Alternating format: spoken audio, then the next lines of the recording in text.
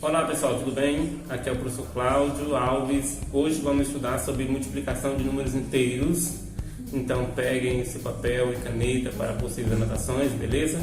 Vamos agora iniciar essa aula que esperamos que seja uma aula dinâmica, que vocês possam aprender dentro dessas explicações possíveis que eu vou estar passando aqui para vocês.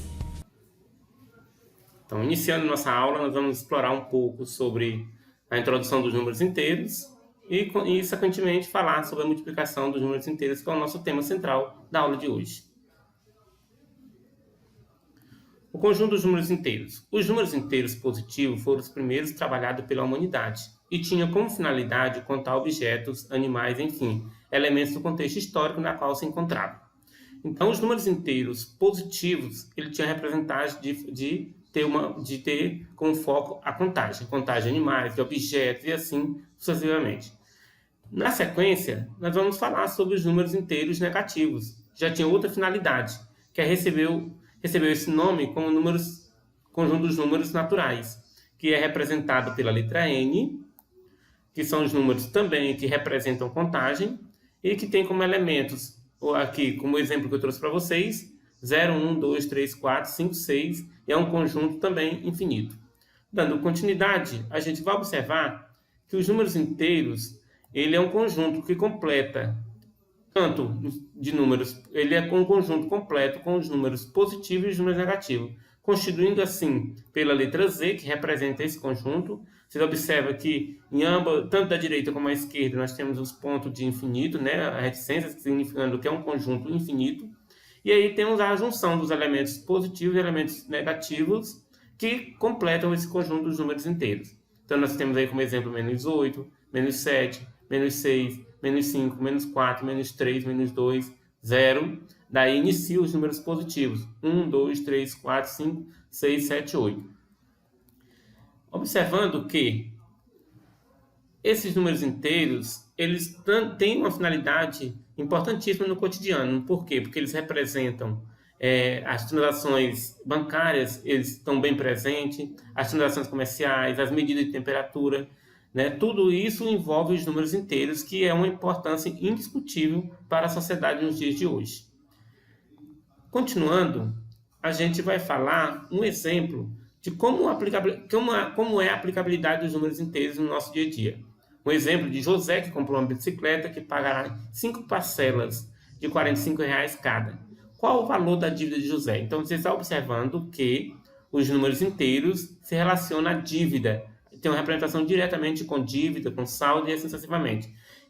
Como você vai observar aqui, que a representação para nós calcular a situação de José é que nós temos as 5 parcelas, como representada por dívida, então são representadas por números negativos. E com a multiplicação é a soma de parcelas, a gente observa que a cada parcela aí que você vai somando menos 45, por que é o menos 45? Porque representa uma dívida de José.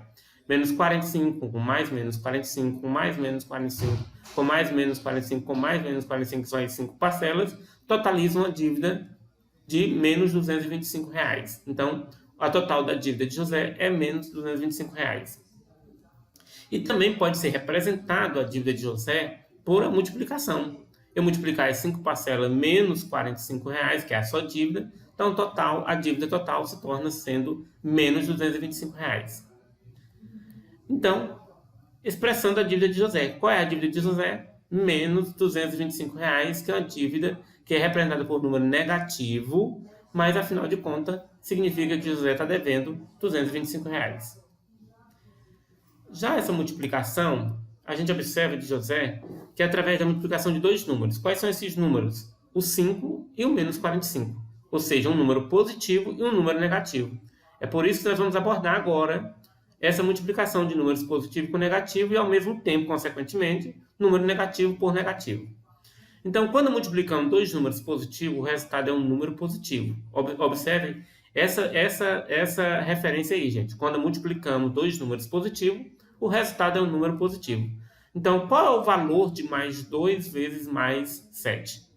Então, se você for multiplicar mais 2 vezes mais 7, é a mesma forma de expressar mais 7 mais 7, que dá mais 14 ou apenas 14. Lembrando que um número positivo, ele não precisa necessariamente vir com sinal de mais ao seu lado para mostrar que é um número positivo. Você pode expressar o número apenas de forma isolada, sem um sinal, que isso também fundamenta que é um número positivo.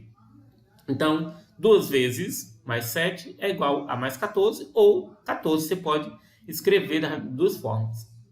A situação é quando multiplicamos um número positivo por um número negativo.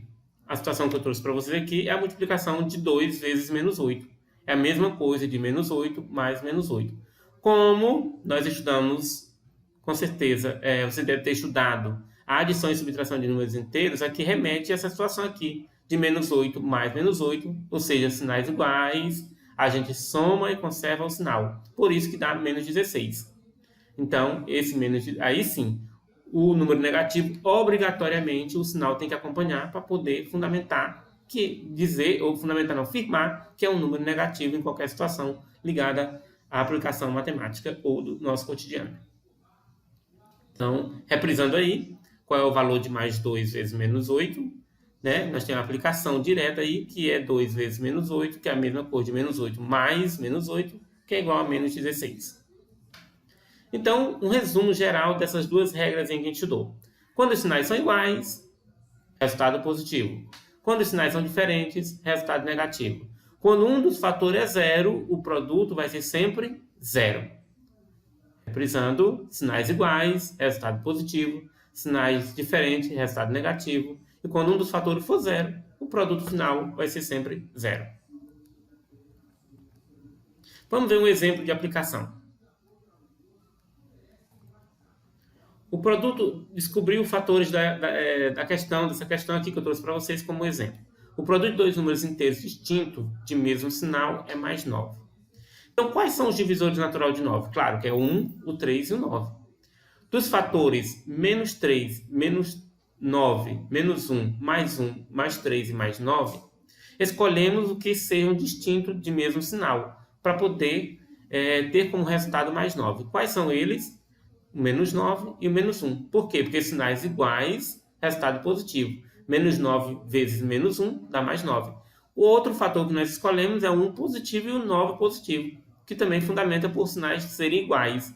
Mais 9 ou mais 1 vezes mais 9 é igual a mais 9. Então, esses dois fatores, eu não poderia escolher de forma nenhuma um número negativo e um número positivo, porque o resultado daria negativo, porque os sinais seriam diferentes. Por isso que a escolha foi de menos 9 e menos 1, mais 1 e mais 9. Consequentemente, também temos a dívida de Maria. Maria resolveu fazer umas economias, não a dívida, desculpe, o saldo, um lucro. A Maria resolveu fazer umas economias guardando R$150 por mês. E começou em abril e seguiu até o mês de setembro. Qual a representação na forma de um número inteiro com o seu respectivo sinal do valor guardado mensalmente por Maria? Qual seria? Então, nós teríamos essa situação aqui. A resposta, com certeza, se ela guardou R$150, a resposta seria R$150 positivo. Com a chegada do mês de setembro, quanto Maria guardou? Então, de abril até setembro, cada mês ela guardou R$150 positivo. Então, qual seria o saldo final com representação dos números inteiros de Maria? Com certeza seria mais 750. Como eu poderia chegar a essa resposta? Multiplicando mais 5 vezes mais 150, que é igual a mais 750. Então, esse aí é o lucro total de Maria, que guardou tanto esse R$150 positivo, esse saldo positivo, tanto de abril até setembro.